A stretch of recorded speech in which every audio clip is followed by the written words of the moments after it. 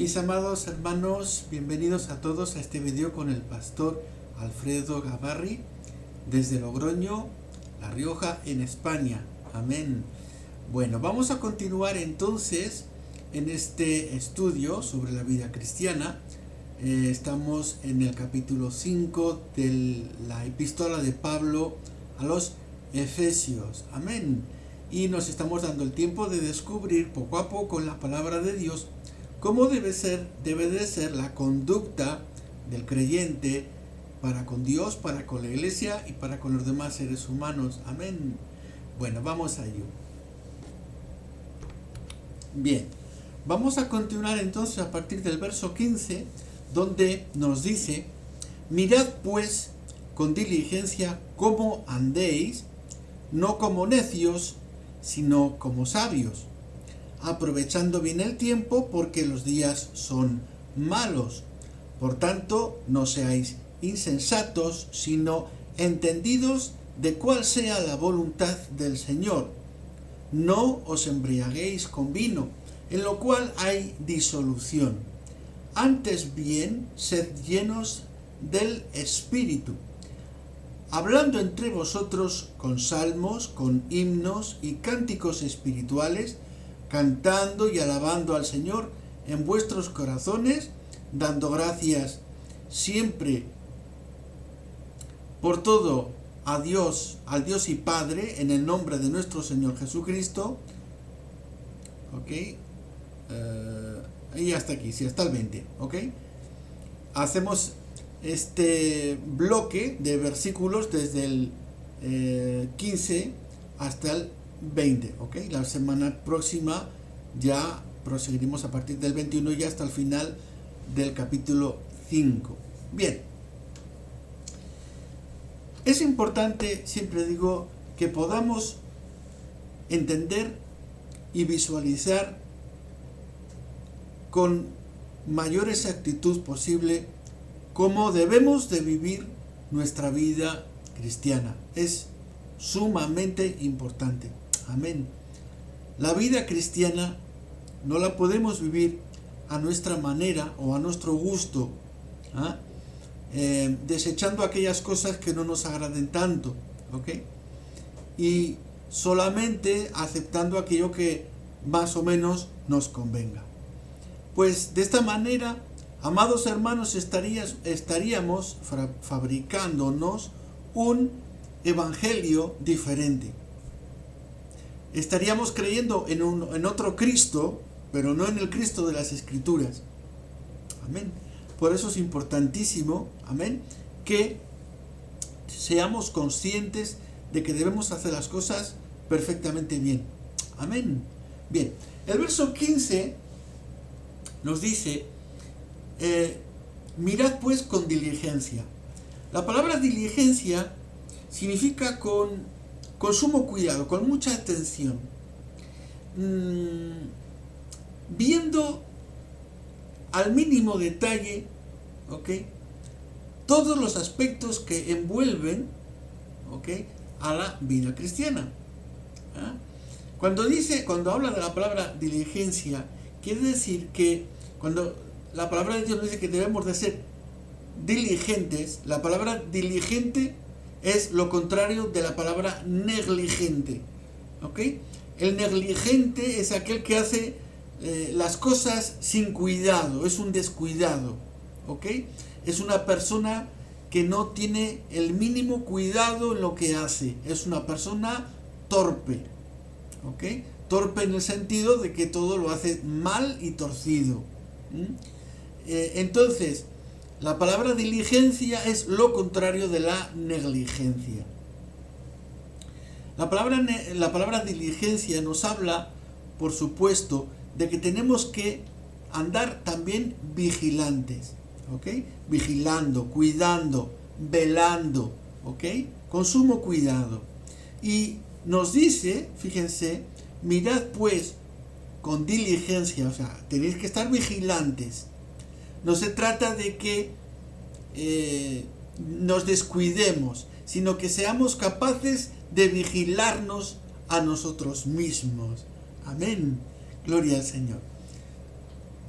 Mirad pues con diligencia cómo andéis. ¿Mm?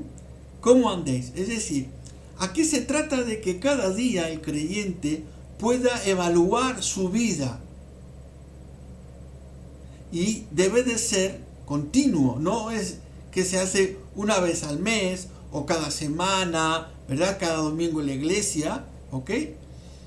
No podemos llegar a la presencia de Dios una vez por semana, ¿eh? Sino que nosotros como creyentes nos ponemos delante de Dios todos los días de nuestra vida. Amén. La vida cristiana es un modo de vida. Y hemos adoptado este modo de vida y no queremos otro. Y nos dice, fíjense, que debemos andar y lo debemos hacer con diligencia, con mucho cuidado. Y he dicho que esto lo podemos entender de la siguiente manera, de que cada día tengo que hacer ese examen de mi vida, tengo que someterme a un examen diario, ¿ok?, de mi propia persona. Por supuesto, amados hermanos, que todos, en más o menor grado, mayor o menor grado, podemos cometer ciertos tipos de errores, claro. Y por ello, todos los días debemos de doblegarnos en la presencia de Dios y descubrir en la presencia de Dios cuáles son nuestros fallos, cuáles son nuestros puntos más vulnerables, para justamente pedir a Dios ayuda, ¿ok?, y no volver a caer tropezar en los mismos, las mismas piedras. Amén. Nos dice, fíjense, mirad pues con diligencia cómo andéis, y dice, no como necios, sino como sabios. La palabra necio significa estúpido. Una persona sin entendimiento. Una persona que carece de la reflexión. ¿Ok? Una persona inteligente es una persona reflexiva, es decir, que somete las cosas a la reflexión. El necio hace las cosas por impulso, pero no por reflexión. ¿Ok? Los creyentes impulsivos no suelen ser buenos creyentes, porque su corazón los impulsa a veces para bien, o su corazón los puede impulsar para mal. Nuestro corazón no debe de dirigirnos, sino que debe de dirigirnos la sabiduría de lo alto. El Espíritu Santo debe de gobernar nuestras vidas y dirigirnos. Nos dice pues que no debemos de andar como necios, es decir, como estúpidos, sino que tenemos que ser personas inteligentes, que reflexionan, que comprenden la situación y que pueden actuar. ¿Ok? Por eso dice, al final del verso 15, dice, como sabios. Amén. Hay un tesoro en las Escrituras acerca de la sabiduría, que es el libro de Proverbios, el cual les recomiendo poderosamente, amén, que lo lean. No les digo que lo lean una vez y dejen de leerlo. El libro de Proverbios, fíjense, tiene los 30 capítulos, ¿okay? Tiene 30 capítulos, así que nos permite leer, ¿okay?, un capítulo diario. Amén. Tomen eso como un ejercicio de estos que llaman un ejercicio de fondo, ¿ok?, para ejercitarse en la sabiduría. Amén. El versículo 16 nos dice y nos advierte, es más una advertencia, nos dice, aprovechando bien el tiempo. Es una recomendación. Todos los pastores que yo he tenido a lo largo de mi carrera espiritual, todos mis pastores siempre me han insistido en esto, que aproveche bien el tiempo. Desde que era jovencito, mis primeros pastores me decían: Alfredo, aprovecha el tiempo. Ahora es tiempo de que te pongas ahí a tope en la lectura, en la oración, en el ayuno. Aprovecha el tiempo. Y todos mis pastores siempre me han insistido en ello. Amén. Yo también les insisto a todos ustedes: aprovechen bien el tiempo. Amados hermanos, el día tiene 24 horas y no es justo que demos a Dios solamente las migajas, lo que nos sobra, ¿ok? O que nos metamos en la presencia de Dios solamente por cumplir, ¿ok? Creo que debemos de ser personas agradecidas, amén, personas que con necesidad quieren buscar a Dios, amén. Nos dice pues, y nos advierte la palabra de Dios a modo de recomendación, que aprovechemos bien el tiempo. Y añade: los días son malos. Bueno, este versículo está aquí, ¿verdad? Desde tiempos apostólicos son cerca de 2000 años, ¿ok? 2000 añitos y pico. ¿Siempre los días son malos? Ahí está la pregunta, porque siempre ha estado escrito, ¿ok? Y los creyentes del primer siglo leían y decían: los días son malos. Los creyentes del segundo y del tercer y del cuarto siglo leían y hoy los días son malos. Y hoy lo leemos el siglo XXI y los días son malos. ¿Qué pasa? Que los días son siempre malos. Los días hay que entender que son malos cuando no se preparan las cosas bien. Cuando se hacen las cosas mal, todos los días pueden resultar malos. Podemos también traducir conforme al original otro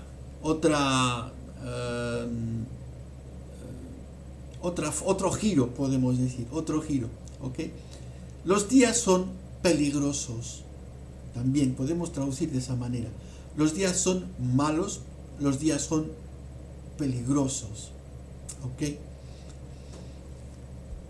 Amados hermanos, mientras estamos en este cuerpo de carne, los días pueden ser peligrosos y debemos de cuidarnos, debemos de velar, amén, por nuestras propias vidas, cuidarnos con temor y temblor en la presencia del Señor, amén. El versículo 17 leemos y nos dice: por tanto no seáis insensatos sino entendidos. Es decir, la palabra insensato significa literalmente falto de entendimiento, ¿ok? Usando una palabra que igual me la escuchan a veces en mi vocabulario, ¿ok? Literalmente también significa estúpido. Un estúpido es alguien que está falto de entendimiento, ¿ok? Literalmente está diciendo: por tanto no sean estúpidos, es decir, faltos de entendimiento, sino entendidos, es decir, llenos de entendimiento, amén. Hay una comparación también que podemos hacer entre sabio y necio. Sabio y necio, o sea, no sean necios sino sabios, ¿ok? Sean inteligentes, sean sabios, sean personas que reflexionan, que no hacen las cosas por impulso, ¿ok? Hay quien por impulso ayuna 2 días seguidos, pero después por impulso también se sale de la iglesia porque alguien le ha hecho alguna cosa y, ¿verdad? Por impulso. Entonces nosotros no podemos dejarnos gobernar por el impulso, porque es peligroso. Eso no es, el impulso no debe gobernar al creyente. Hoy por impulso oro 2 horas o ayuno 2 días. Y mañana por impulso no me hablo con el pastor porque no me ha sentado bien lo que ha dicho, por impulso. ¿Qué les parece? Gloria a Dios. Entonces nos advierte la palabra de Dios que no debemos de ser insensatos, es decir, faltos de entendimiento. El entendimiento no debe faltar en la casa de Dios. En el creyente no debe de faltar el entendimiento. Amén. ¿Cómo podemos comprender todavía más esto? Les pongo un pequeño ejemplo. Supongamos que un niño, en la escuela, hay, digamos, el maestro que pone un problema o explica una lección y el niño, todavía joven, ¿verdad? No es capaz a veces de darle a la neurona para que reflexione, ¿verdad? Y el niño, inquieto, pregunta pregunta al maestro: no lo entiendo, no lo comprendo, ¿ok? No lo entiendo, ¿ok? El maestro entonces usará ejemplos, ¿ok? Para que el niño pueda comprender, o le dará las explicaciones convenientes para que ese problema se pueda resolver y el niño entienda. Y el maestro entonces le podrá decir al niño: ¿has entendido? ¿Has entendido? ¿Ok? Pero para entender se necesita reflexionar. ¿Ok? Es decir, amados hermanos, resulta que la fe, alguien dijo que muchos creyentes piensan que la fe y la reflexión no son compatibles. Y yo les voy a decir una cosa. En la iglesia, gracias a Dios, no es así. ¿Ok? Cuando usted va a la iglesia, toda la gente tiene su cabeza encima de los hombros. No hay gente, ¿verdad? No hay un grupo de decapitados que acuden al culto o a la asamblea o a la iglesia para escuchar la palabra de Dios. ¿Ah? Tenemos la cabeza encima de los hombros porque la usamos para la reflexión. Dios nos ha dado nuestra cabeza, nuestro intelecto, para poder reflexionar las cosas. Amén. La fe, el entendimiento, la reflexión, todo eso es un regalo de Dios y todo viene de Dios, todo viene de lo alto. Amén. Así que la fe con el entendimiento no es una cosa que esté reñida. Amén. Nosotros no tenemos una fe ciega, sino que es una fe de reflexión y de convicción. Por supuesto que es una fe de convicción, claro que sí, pero no es una fe ciega, ¿ok? Esa fe está sometida a la inteligencia y a la reflexión. Amén. Bien. Nos dice pues el verso 17: no seáis insensatos, sino entendidos. Entendidos. Y ahora dice: de cuál sea la voluntad del Señor. Es decir, tener entendimiento. Podemos repetir este versículo o decirlo de otra manera. ¿Han entendido ustedes cuál es la voluntad de Dios? ¿Ya lo han entendido? ¿Ok? Es como que el Señor, que es, por así decir, el maestro que le pregunta al niño: ¿has entendido? ¿Ya lo has entendido? ¿Ok? Es como que Cristo, ¿verdad? En este versículo nos está diciendo a todos nosotros: ¿ya han entendido ustedes cuál es mi voluntad? Amén. Gloria al Señor. Y se trata de esto, amados hermanos. En nuestra reflexión diaria, en nuestro culto con Dios, debemos de comprender, debemos de entender cuál es la voluntad de Dios en nosotros. Amén. De eso se trata la vida cristiana. No se trata de mi voluntad, sino de la voluntad de Dios. Amados hermanos, el ministro que se haya realizado, es decir, que se haya feliz con su trabajo, es aquel ministro que ha comprendido, que sabe cuál es la voluntad de Dios. Amén. Le puedo hablar en lo particular, en mi caso personal, la gran satisfacción que tengo de ser ministro. Amén. Porque he comprendido cuál es la voluntad de Dios para mí. Amén. Yo he comprendido cuál es la voluntad de Dios para mí. Y eso me da pues una gran alegría y una gran satisfacción. Amén. Gloria al Señor. El verso 18 nos va a advertir de los abusos.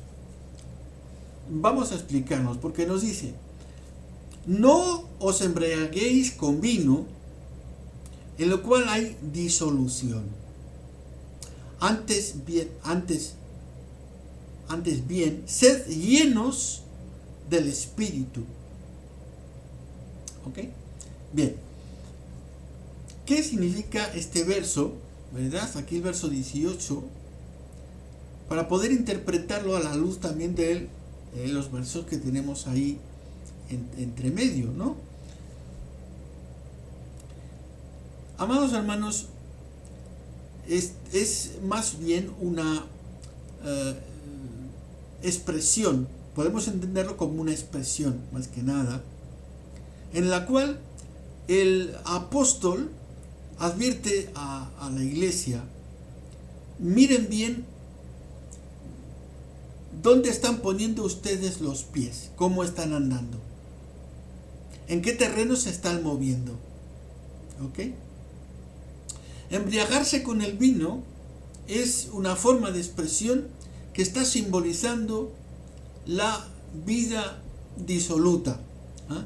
La vida disoluta, como nos dije también en el verso 18, lo mismo.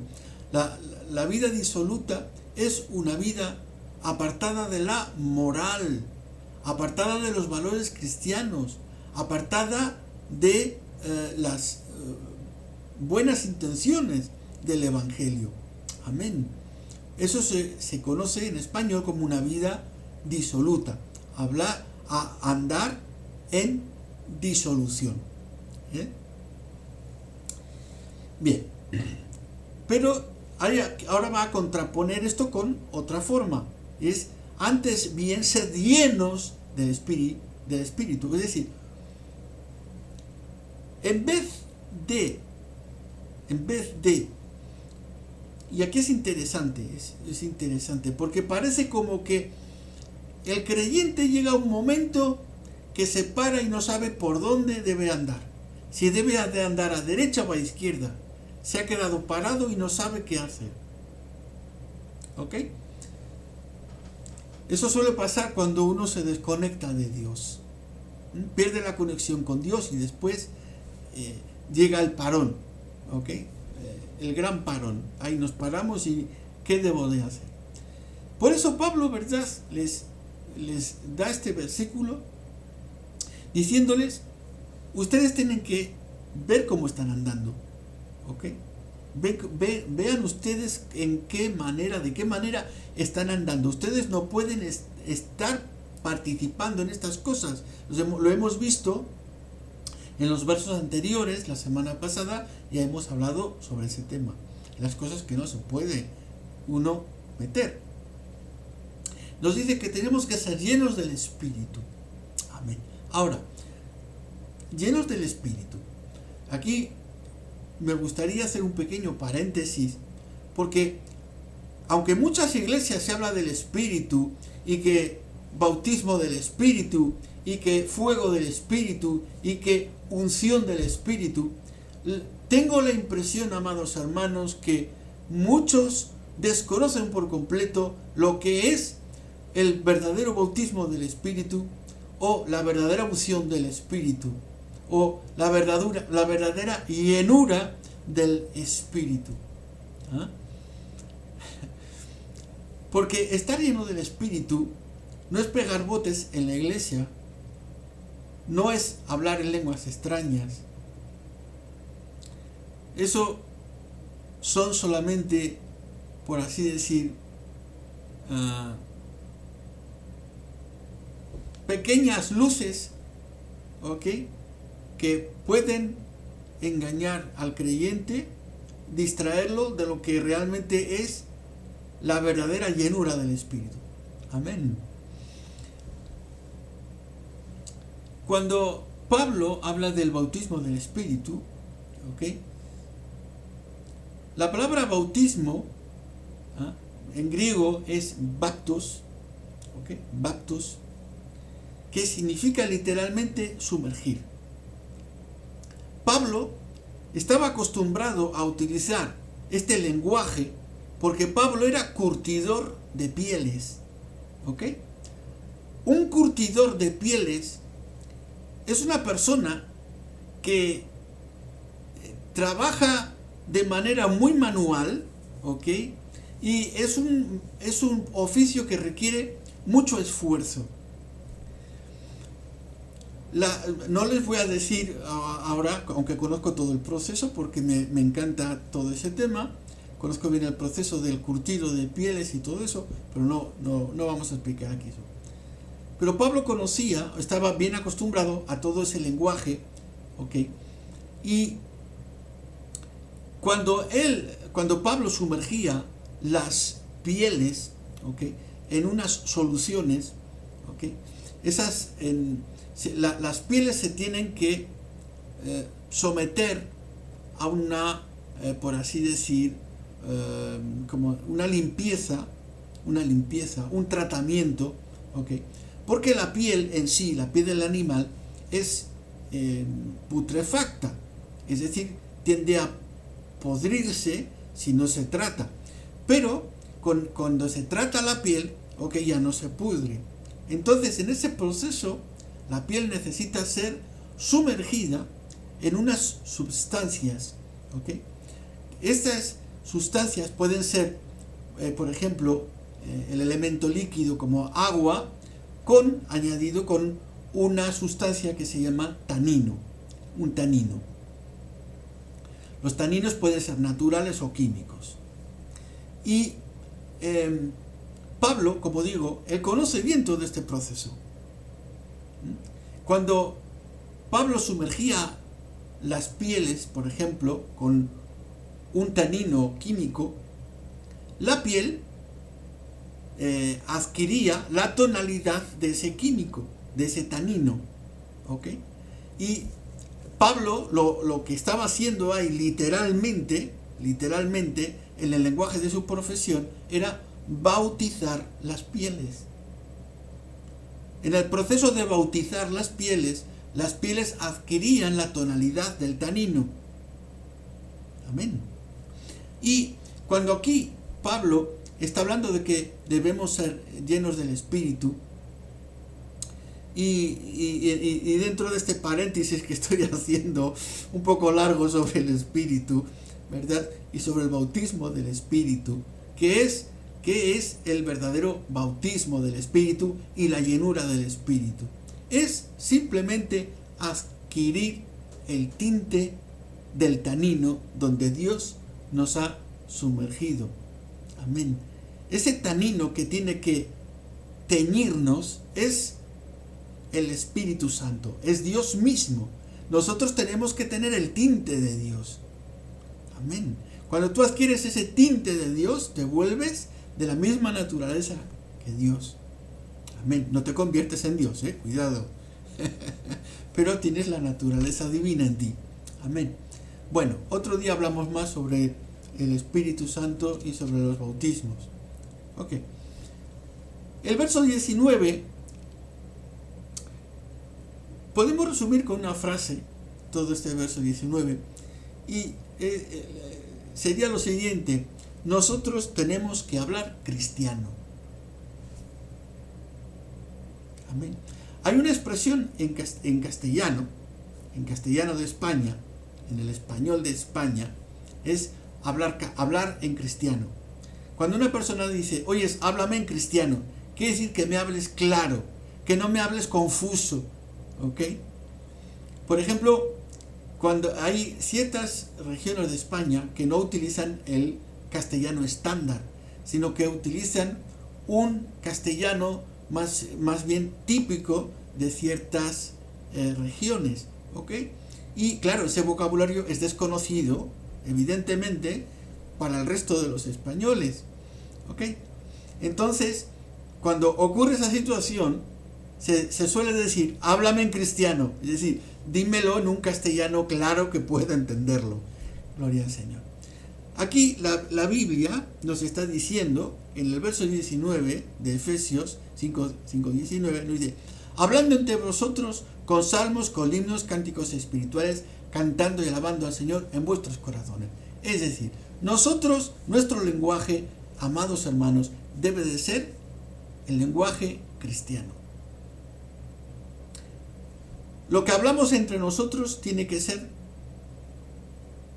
puro lenguaje espiritual. Con salmos, con himnos, con cánticos espirituales, y nuestro entretenimiento, ¿ok?, nuestro gozo, donde pasamos nuestro mayor tiempo, son, pues como dice aquí, cantando y alabando al Señor en vuestros corazones. ¿Ok? Eso de que me aburro, eso en el creyente no debe de existir, no es posible. Un creyente no se aburre. ¿Ok? No, yo no entiendo eso. ¿Ok? No lo puedo entender. Un creyente no se aburre. ¿Ok? Si, por ejemplo, un creyente que está haciendo, yo qué sé, que no hace más que escuchar ciertas músicas, o que solo ve ciertas películas, o qué sé yo, muchas cosas. ¿Ok? Y no es que si no me aburro. Pues no lo entiendo. ¿Ok? No lo entiendo. Porque el entretenimiento del creyente es Dios. ¿Ok? Las cosas de Dios, las cosas espirituales. Pero vuelvo un poquito también sobre lo que he dicho al principio, y es de que nosotros debemos de utilizar un lenguaje espiritual. Amén. Debemos de hablar siempre un lenguaje espiritual. Utilizar un lenguaje espiritual. En nuestra boca no deben de estar palabras obscenas o palabras que puedan ofender a Dios o a nuestros hermanos, por supuesto. Amén. Gloria al Señor. Bueno, en el verso 20, que podemos dar como la conclusión de este bloque de versos, nos dice: dando siempre gracias por todo al Dios y Padre en el nombre de nuestro Señor Jesucristo. Siempre dando gracias a Dios. Amén. Por todas las situaciones, por todas, vamos a decir, los pasos que uno pueda estar dando en el Señor, ¿verdad? Y también por todas las cosas que uno está recibiendo, ¿ok? Así uno está recibiendo golpes de la vida, uno tiene que estar dando gracias a Dios, porque es la escuela del Espíritu. Amén. He aprendido con los años a dar gracias a Dios por todo, por lo bueno y por lo menos bueno, sabiendo que todo ello, amén, a mí me está preparando para que un día, amén, pueda encontrarme con mi Señor. Gloria a Dios. Aleluya.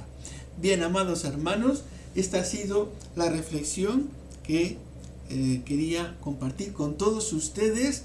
Amén. Y les invito, por supuesto, a que sigan adelante, que se fortalezcan en Dios, que no dejen la oración, el ayuno, la comunión con Dios, la lectura de la palabra. Amén. La comunión los unos con los otros. Gloria al Señor. No dejen de congregarse en su iglesia. Amén. Aleluya. Y sobre todo, siempre estén indagando cómo deben ustedes comportarse en la casa del Señor, con Dios y también con todos los demás seres humanos. Amén. Que Dios me los bendiga mucho. Un fuerte abrazo desde Logroño, España, para todos ustedes. Amén. Que Dios los bendiga.